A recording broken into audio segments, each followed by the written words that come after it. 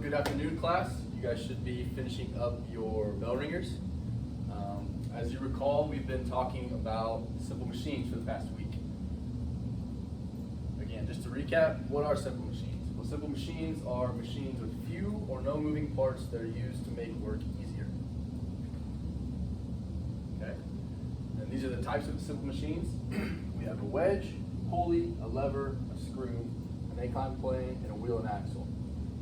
So earlier this week, we went over a wedge, a pulley, a lever, and a screw. And now we'll be going over the inclined plane and wheel and axle. Recap the wedge, pushes material parts and cuts things. Lever, okay, makes lifting way easier by using a fulcrum. Okay, the screw. We have the pulley. And now we have the inclined plane. Okay, so the inclined plane makes it easier to move objects upward, but you have to go further horizontally. Okay? Some examples here.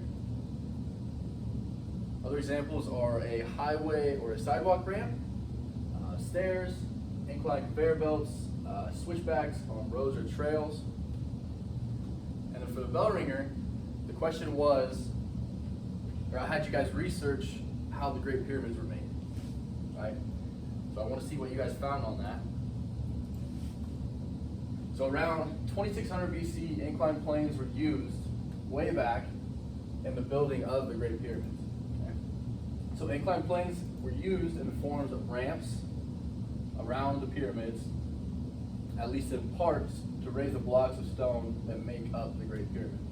So as you can see, they would wrap around so they could get the blocks up to the higher parts. Okay?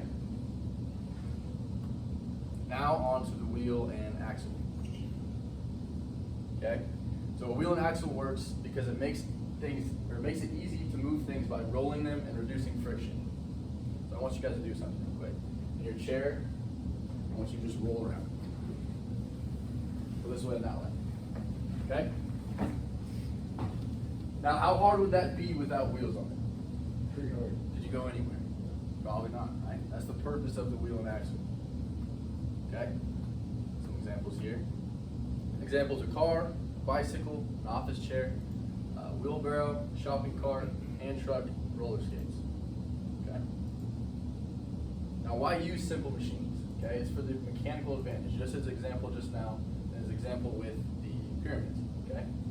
Makes something easier to do, but it takes a little longer to do it. Okay? For example, going up a longer flight of stairs instead of going straight up a ladder. So the ladder, the stairs. Now we're on to complex machines. So a complex machine is combining two or more of the simple machines to work together. Some examples. A car jack combines a wedge and a screw. Okay? A crane or a tow truck combines a lever and a pulley. A wheelbarrow combines a wheel and an axle with a lever. Okay? Summary. We've been over it, okay? So we have the wedge, the wheel and axle, the lever, the inclined plane, the screw, and the pulley. Now why do you guys need to be familiar with all of these? Your task is to design a Rube Goldberg machine.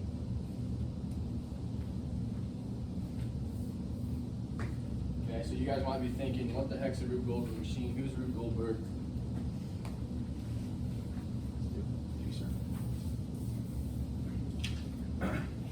Okay, so a Rube Goldberg machine was named after a guy named Rube Goldberg who was actually a cartoonist. Okay? What it is a chain reaction type machine, okay, or a contraption that is used to perform a simple task, but they make it really complex in doing it, as you can see in this picture, right? It looks kind of wacky with all the stuff that's going on. Okay? How these machines work is the action of each triggers the next one, and the next one, and the next one. So it may be a marble that hits a domino, that hits a ping pong ball that goes and hits something that triggers a pulley, okay, and so on and so forth to complete a task.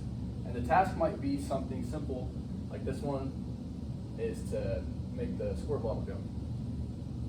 Okay? for example, pull up this.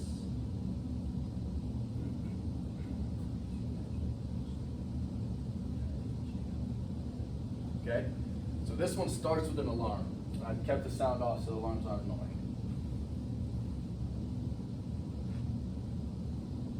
Okay, so as you can see, each one triggers the next reaction. I want you guys to look at this, and I want you to recognize and tell me after the video some of the simple machines that you see in this video.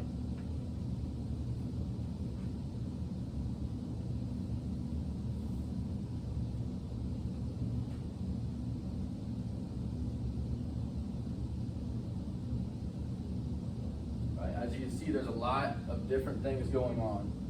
Okay, and the project that we are going to be doing won't be this complex. It'll be a lot simpler, but I wanted you guys to get the idea, okay, of how each action triggers another action, okay, using all these simple machines.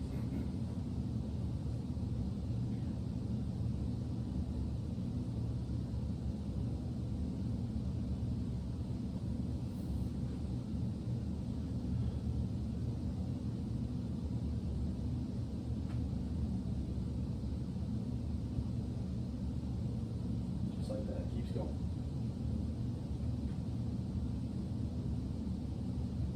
Okay, I'm gonna stop it about here because it's another minute long.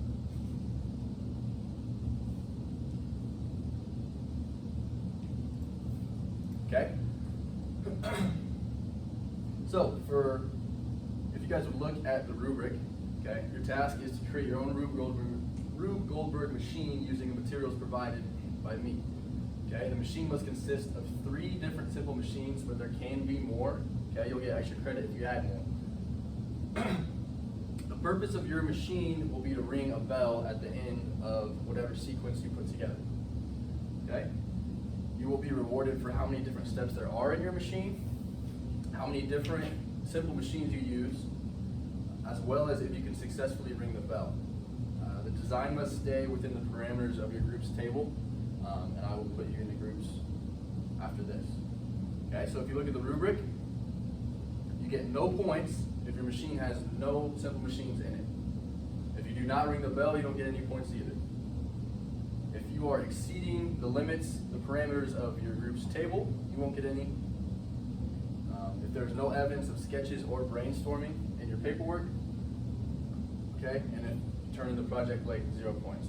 Now full credit. Okay, so if the machine has at least 3 simple machines, if you can successfully ring the bell, you'll get full credit, and that's just either you get credit for it or you don't.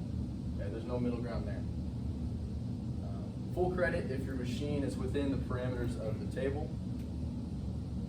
Full credit if there's clear sketching and brainstorming, and it can be seen in your paperwork and it's organized. Okay, I can read it, it's legible.